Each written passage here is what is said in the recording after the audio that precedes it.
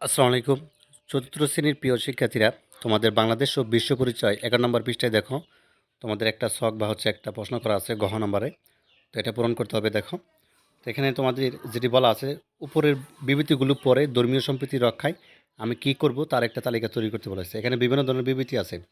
যেমন আমরা যদি খেয়াল করি, খুব ভালোভাবে খেয়াল করতে হবে। আমরা একে অন্যকে সহযোগিতা করি। রিদিশা ও তিশা এই কথা বলছে আরকি।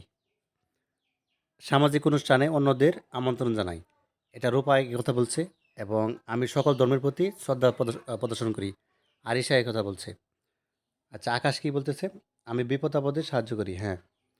তারপর দেখো, আমি কারো ধর্মীয় অনুষ্ঠান নিয়ে বিবৃতি করি না। এটা কুসুম এই কথা বলছে। আমি সমাজের বিভিন্ন অনুষ্ঠানে অংশগ্রহণ করি। এটা হচ্ছে রেহান কথা বলছে। তারপর বলছে আমি সকলের সাথে মিলেমিশে থাকি। ঠিক আছে? এটা বলছে। এবং তারপর দেখো এখানে আমাদেরকে বলছে যে এটা ইহান বলছে আরকি। আর আমি সবসময় প্রতিবেশীর খোঁজখবর নেই। তো যাই হোক, এগুলো হচ্ছে আমরা পড়লাম।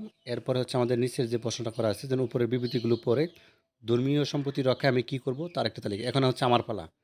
তারা তো বিভিন্ন ধরনের মন্তব্য করছে। রূপা, আকাশ, কুসুম, আদিশা, তাই না? তো এখন হচ্ছে আমি কিভাবে এটা করব বা ধর্মীয় সম্প্রীতি সম্পর্কে কি করব আরকি, বিবৃতিগুলো আমারটা দিতে হবে। তো এখানে দেখো তুমি দিতে পারো সকলের ধর্মের প্রতি শ্রদ্ধা পোষণ করব। এটা দেওয়া আছে বইয়ের মধ্যে। বাকিটা আমাদের লিখতে হবে। কারো ধর্মীয় অনুষ্ঠান নিয়ে বিবৃতি করব না এবং সকলের সাথে মিলেমিশে থাকবো। প্রতিবেশীর খোঁজ নিব, বিপদ আপদে এগিয়ে আসবো। ঠিক আছে? তো এরকম ৪ টা তুমি লিখে দিবা, তাহলেই হয়ে যাবে। তো যাক, এই ছিল ১১ নম্বর পৃষ্ঠার সমাধান।